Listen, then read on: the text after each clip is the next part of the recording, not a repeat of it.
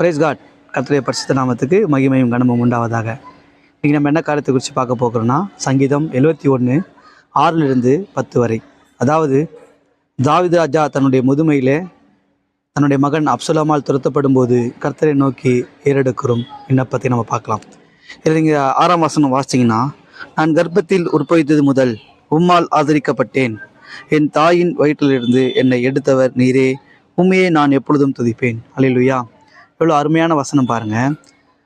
நான் கர்ப்பத்தில் உற்பவித்தது முதல் உம்மால் ஆதரிக்கப்பட்டேன்.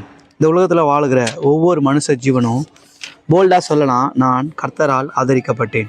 கர்த்தராகிய தேவன் உலகத்தில் இருக்கிற ஒவ்வொரு மனுஷ ஜீவன்களுக்கும் பார்த்தீங்கன்னா, அவர் கர்ப்பத்தை தெரிஞ்சு கொண்டு அவருக்கு ஒரு உயிரை கொடுத்து அவருக்கு ஆதரித்த தேவனாக இருக்கிறார். ஆனால் இன்றைக்கி பார்த்தீங்கன்னா இந்த அபாஷன்ற வார்த்தை, கருத்தடைப்புன்ற விஷயம் பார்த்தீங்கன்னா இந்த 2026ஆம் வருஷத்தில் ரொம்ப ஈஸியாக கேஷுவலாக ஆயிடுச்சு. அது கல்யாணமான பிள்ளைகளாகட்டும், கல்யாணம் ஆகாத பிள்ளைகளாகட்டும், ஒரு கருவை ஈஸியாக அழிச்சிடுறாங்க.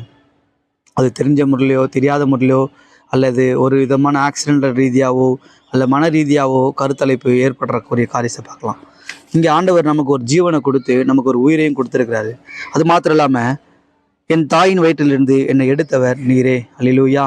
கர்த்தராகிய தேவன் கருவில் நம்மளுக்கு ஆதரிக்கிறது மாத்திரம் இல்லாமல் நமக்கு ஆப்ரேஷன் பண்ணி நமக்கு தாயின் வயிற்றுலேருந்து எடுக்கிற காரியங்களை பார்க்குறாரு. ஏன் இந்த வசனத்தை நான் சொல்கிறேன்னா, இன்றைக்கி பார்த்தீங்கன்னா அநேக ஆப்ரேஷன் பண்ணுற இடத்துல ஒரு தவறான முறையில் சிசரிங் பண்ணுறதாகட்டும், நார்மல் டெலிவரி ஆகட்டும், ஒரு குழந்தை வெளியே வருதுன்றது ரொம்ப பெரிய விஷயம். ஏன்னா கர்த்தர் இது போல் அற்புதமான காரியங்களை செய்கிறார். இன்றைக்கி நிறைய பேருக்கு குழந்தை இல்லாமல் இருக்குது. ஆனால் கர்த்தர் கருவில் நம்ம தெரிஞ்சு கொண்டு ஒரு நல்ல அப்பா அம்மாவை கொடுத்து ஒரு நல்ல டாக்டருக்கு நம்மளோட சிசரியன் பண்ண வச்சு நம்மளை உயிரோடு எடுத்து ஒரு நல்ல சொசைட்டியில் பார்த்தீங்கன்னா ஒரு நல்ல தகப்பன் தாய்கிட்ட நம்மளை வளர வச்சு அவங்களால போஷித்து இன்றைக்கி கர்த்தருடைய வார்த்தையை பேசுகிற அளவுக்கு கர்த்தர் நம்மளை கொண்டு இருக்கிறார். நீங்கள் யோவான் 15:16 சொல்லுது, நீங்கள் என்னை தெரிந்து கொள்ளவில்லை, நான் உங்களை தெரிந்து கொண்டேன். கர்த்தர் எவ்வளோ அற்புதமாக ஒவ்வொரு ஜீவனையும் தெரிந்து கொண்டிருக்கார் பார்த்தீங்களா. ஆனால் இன்றைக்கி நம்ம என்ன பண்ணுறோம், ஒரு பிரச்சனை, ஒரு போராட்டம், ஒரு கடன் தொல்லை, ஒரு வியாதி, ஒரு பிரேக்கப்பு, இல்லை ஒரு பிசாசோட பிடியில் நம்ம இருக்கும்போது நம்ம என்ன பண்ணுறோம்னா நம்ம உயிரை ஈஸியாக மாய்ச்சிக்கிறோம். ஒரு போராட முடியாமல், ஒரு வாழ்க்கையை எழுத்து நின்று சமாளிக்க முடியாமல், எந்த ஒரு பிரச்சனை வந்தாலும் எனக்கு இந்த உலகமே வேணாம் அப்படின்னு சொல்லி தன்னுடைய உயிரை மாய்ச்சிக்கிற விஷயம் யோசிச்சு பாருங்கள்.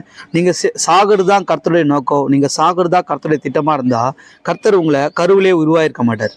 ஆனால் கர்த்தர் இன்னைக்கு கருவில் உருவாக்கி அழகான ஒரு உலகத்தை கொடுக்கும்போது ஜனங்க என்ன பண்ணுறாங்கன்னா, ஒரு மாம்ச ரீதியாக ஏற்படுகிற பிரச்சனைகள் போராட்டம் வந்தது என்ன ஆகிடுறாங்கன்னா தன்னுடைய உயிரை மாய்ச்சிக்கிற விஷயமா பார்க்கணும்.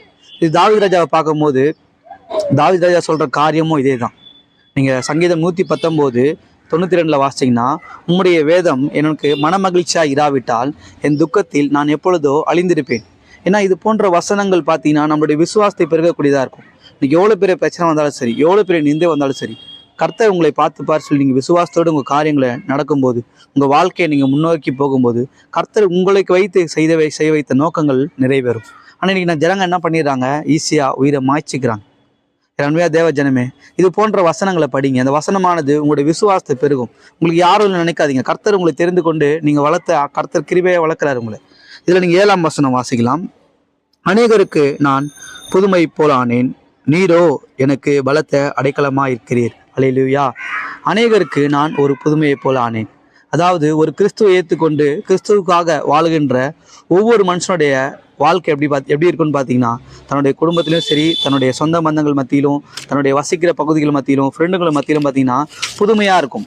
என்ன காரணம்னா, அவங்க பாவத்திலும் சாபத்திலும் ஆபாசமான காரியத்திலும் குடியிலும் சிகரெட்டிலையும் இல்லை மாம்ச ரீதியான என்ன ஒரு கெட்ட பழக்கம், கெட்ட பாஷைகள் பேசுறது, அவங்களோட துணிமணிகள், அவங்களுடைய நடவடிக்கைகள் எல்லாமே பார்த்தீங்கன்னா ரொம்ப அலங்கோலமாக ஒரு அருவருப்பான காரியமாக இருக்கும். ஆனால் கர்த்தரை ஏற்றுக்கொண்டு வாழும்போது ஒரு புது மனுஷனாக இருப்பாங்க. நல்ல நல்ல வார்த்தையை பேசுவாங்க, மற்றவர்களுக்கு ஒரு நல்ல காரியங்கள் செய்கிறதாகட்டும், அவங்ககிட்ட இருக்கிற நல்ல குணங்கள், ஆவியின் கனிகளை அவங்ககிட்ட பார்க்கலாம். ஏன்னா புதுமையாக காணப்படுவாங்க. இன்றைக்கி நிறைய பேர் கிறிஸ்தவன் சொல்லி பேரை மாற்றிக்கிறாங்க, ஞாயிற்றுக்கிழமைனா பைபிளை தூக்கிட்டு உடைய மாற்றிக்கிறாங்க. ஆனால் அவங்களோட வாழ்க்கை சாட்சி எப்படி இருக்குது?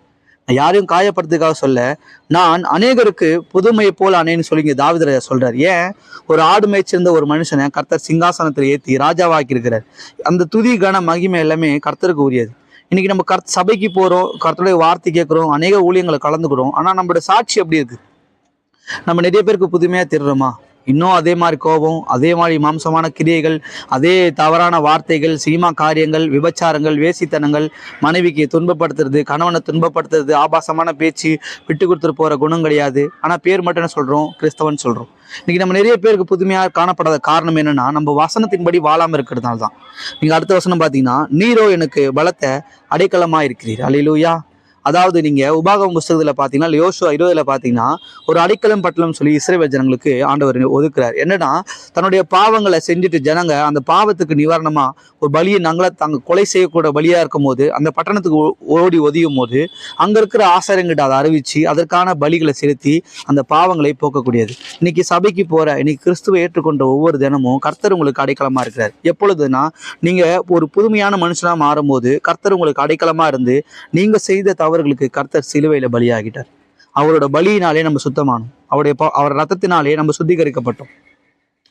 8ஆம் வசனம் வாசிச்சனா, என் வாய் உமது துதியினாலும் நாள்தோறும் உமது மகத்துவத்தினாலும் நிறைந்திருப்பதாக. அல்லேலூயா. அதாவது கர்த்தராகிய தேவனை நேசிக்கிற ஒவ்வொரு ஜனங்களோட வாயும் பார்த்தீங்கன்னா சும்மா இருக்காது. அவர் செய்த அற்புதங்களை அவரை நினைச்சு பாடிட்டு இருப்பாங்க. அவர் செய்த அற்புதங்களையும் என்ன அதிசயங்கள், என்னை ரசிக்க வச்சாரு, நான் பாவ வாழ்க்கையில இருந்தேன், என்னோட அற்புதமான வாழ்க்கையை மாத்தினாரு, எனக்கு இந்த வியாதியில இருந்தேன், எனக்கு சுகத்தை கொடுத்தாரு, எனக்கு இந்த கடன் பிரச்சனையில இருந்தேன், எனக்கு இப்படி மாத்திட்டாரு அப்படின்னு சொல்லி, நான் ஒரு மனநோயாளியா இருந்தேன், என்னை சுகமாக்கினார் சொல்லி அவரோட வாயை, மற்றவங்களோட வாய் எப்படின்னா துதிச்சுட்டே இருக்குமா. ஆனா இன்னைக்கு சபைக்கு போற ஒரு சில ஜனங்களோட வாய் எப்படி இருக்கு? 6 நாள் கர்த்தருக்கும் அவங்களுக்கும் எந்த ஒரு தொடர்பும் இல்லாம ஒரு அனாதை பிள்ளை மாதிரி உலகத்துக்குரிய சினிமா பாடல்கள், சினிமா பார்வைகள், ஊரு பேச்சு, கலகம் பண்ணுறது, உலகமான வாழ்க்கையை வாழ்ந்துட்டு 7ஆம் நாள் சபைக்குள்ளே வந்துட்டு என் அப்பா பிதாவே அன்பான தேவனேன்னு சொல்லி பாடும்போது ஆண்டவர் யோசிப்பார், யார் பெற்ற பிள்ளையோ தெரில, தனியாக வந்து பாடுது. இன்றைக்கி ஆண்டவரோட ஒரு உணர்வு, ஒரு உறவோடு இல்லாத பிள்ளைகள் அவரோட துதிச்சு பாட முடியும். நீங்கள் ஆண்டவர் செஞ்ச நன்மையை நினச்சி பாருங்கள். இம்மட்டும் நடத்தி வந்த இம்மானுவேலர் இனிமேலும் நான் நடத்த வளராகிறார். அவர் செய்த அற்புதங்கள், அதிசயங்கள் பார்த்தீங்கன்னா அவ்வளோ எண்ணிக்கையாக இருக்குது. அந்த மாதிரி கிருபைகளை நம்ம நினைக்கும் போது நம்ம வாய் சும்மாவே இருக்காதான். அதுதான் இங்கே அழகாக சொல்கிறாரு, என் வாய் உமது துதியினாலும் உம்முடைய நாள்தோறும் உமது மகத்துவத்தினாலும் நிறைந்திருப்பதாக. கர்த்தரை அறிந்து கொண்ட ஒவ்வொரு ஜனங்களோட வாய் பார்த்தீங்கன்னா அவரோட கிருபையை சொல்லி இந்த ஆயுசு நாட்கள் பத்தாது.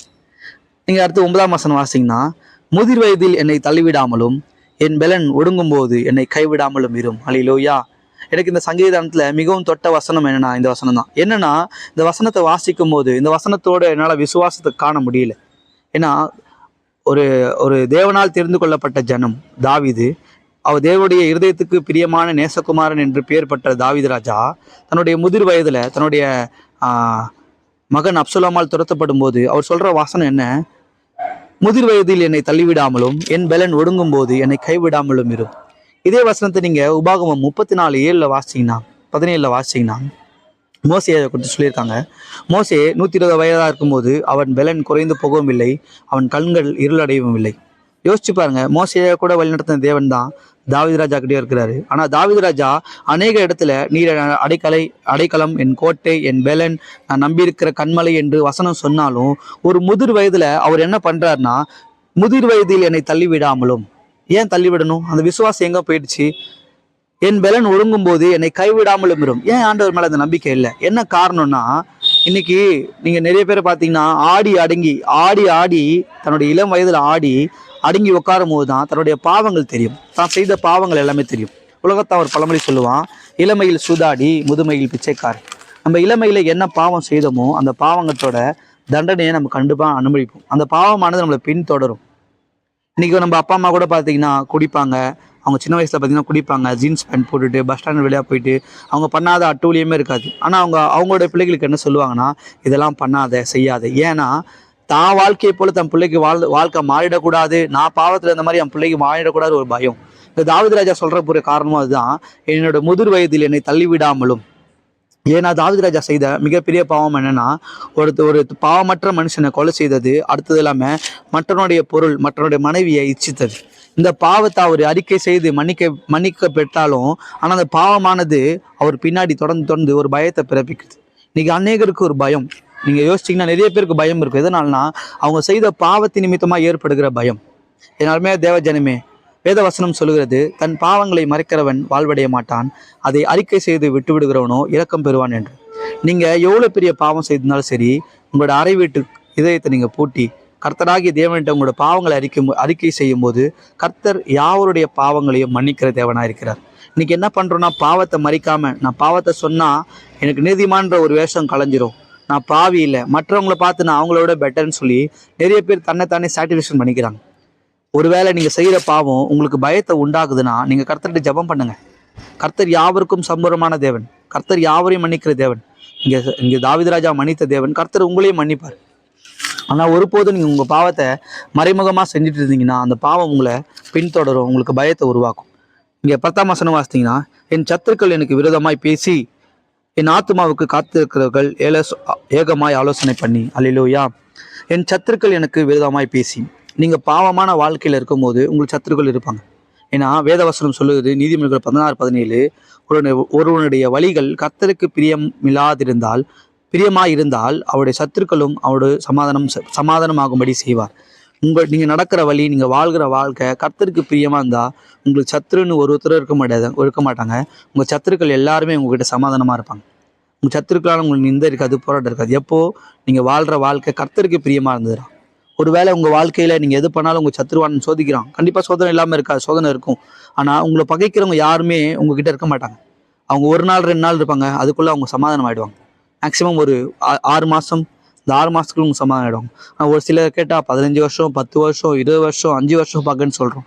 நீங்கள் கர்த்தரோட வழியில் நடந்தீங்கன்னா உங்கள் சத்துருக்கள் சமாதானம் பண்ணுவேன்னு சொன்ன தேவன் அதை எப்படி செய்யாமல் இருப்பார்? பிசாசோட போராட்டம் உண்டு தான், ஆனால் சத்துருவோட போராட்டம் நமக்கு கிடையாது. ஏன்னா கர்த்தர் அந்த பாரத்தை நமக்கு கொடுக்க மாட்டார். ஏன்னா புதிய ஏற்பாட்டில் ஆண்டவர் சொல்றாரு, உங்கள் சத்துருக்களை சிநேகிங்கள் சொல்லி. நம்ம சத்துருக்களை சிநேகித்தா ஆட்டோமேட்டிக்காக சமாதானமாட போகிறாங்க. ஆனால் நம்மளும் சத்துருவை போல, நீ ஒரு அடி அடிச்சா நான் உன்னை 10 அடி அடிப்பேன், நீ 2 திட்டினா நான் உன்னை 2 திட்டுவேன், நான் கிறிஸ்துவன் தான், ஆனால் பைபிளை தூக்கி வீட்டில் வச்சதுக்கப்புறம் நான் கிறிஸ்தவன் கிடையாதுன்னு சொல்லி வேஷம் மாறி திணிரும். எல்லாருமே தேவ ஜனமே, இது போன்ற வசனங்கள் பார்த்தீங்கன்னா நம்மளை உயிர்ப்பிக்கக்கூடியதாக இருக்கும். இங்கே முதிர் வயதில் தாவீது ராஜா அவர் ஏறெடுத்த ஜெபங்களை கர்த்தர் அநேகமான காரியங்களை நிறைவேற்றினார். யோசிச்சு பாருங்க, அப்சலோம் துரத்தி வந்தாலும் கர்த்தர் அப்சலோம் கையிலையும் தாவீது ராஜாவுக்கு ஒப்பு கொடுக்கல. அருமையான தேவஜனம், எதுக்காக இந்த வசனம்னா, நீங்கள் உங்கள் பாவங்களை அறிக்கையிடும் போது, எப்பவுமே உங்கள் ஜெபத்துதியில் இருக்கும்போது கர்த்தர் உங்கள் ஜெபத்தை கேட்டு உங்களுக்கு ஜெபத்துக்கு பதில் கொடுக்கிற ஒரு நல்ல தேவன் நமக்கு உண்டு. கர்த்தர் தாம் இந்த சங்கீதானத்தை ஆசீர்வதிப்பாராக. ஆமேன். God bless you.